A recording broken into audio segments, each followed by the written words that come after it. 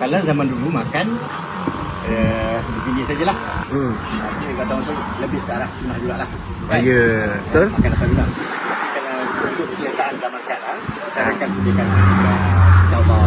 Oh ya. Tinggal orang makan, tapi selera masing-masing. Okey. Boleh habis kalau insya-Allah. Okey, insya-Allah. Okey, Terima kasih hari bersama. Terima kasih. Assalamualaikum. Assalamualaikum Ji. Waalaikumsalam warahmatullahi. Saya nak nasi ambeng ayam mengkong. Si abang ayam mengkong.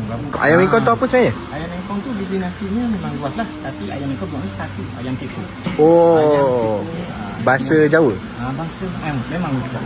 Ayam mengkong tu siku. Dia dibuat daripada mula tu untuk menyatukan. Oh. Kata orang tu ayam mengkong tu dibuat untuk hajat seseorang. Untuk hajat. Dia seseorang berhajat dulu lah. Dia akan cari ayam kampung yang kata tu baru tumbuh tadi. Kalau dia bahasa Jawanya ayam tumbuh lenjer. Oh. Tadi yang baru ni lah. Oh tu ayamnya. Ini ayam ni. Tapi kita lah masyarakat sekarang kan. Jadi kita ayam kampung ni kita tak macam dulu. Kalau dulu kita buat ayam daripada atas sampai bawah kita perlu gunakannya. Tu keadaannya membuang paruh dengan ni lah.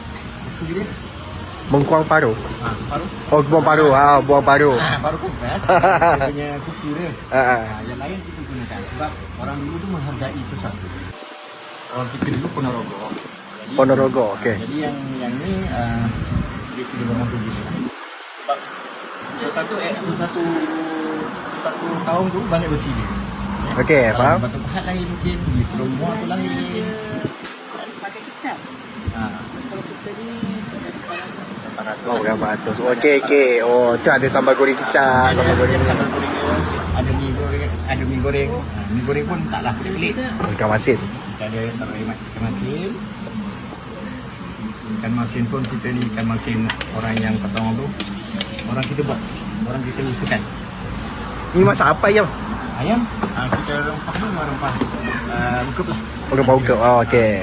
Lepas tu cakap tadi, ada besi-besi yang tertentu lah. Kita takluk pada kita punya Keturunan.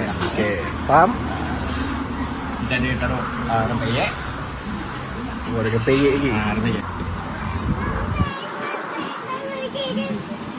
Kalau zaman dulu makan begini sajalah.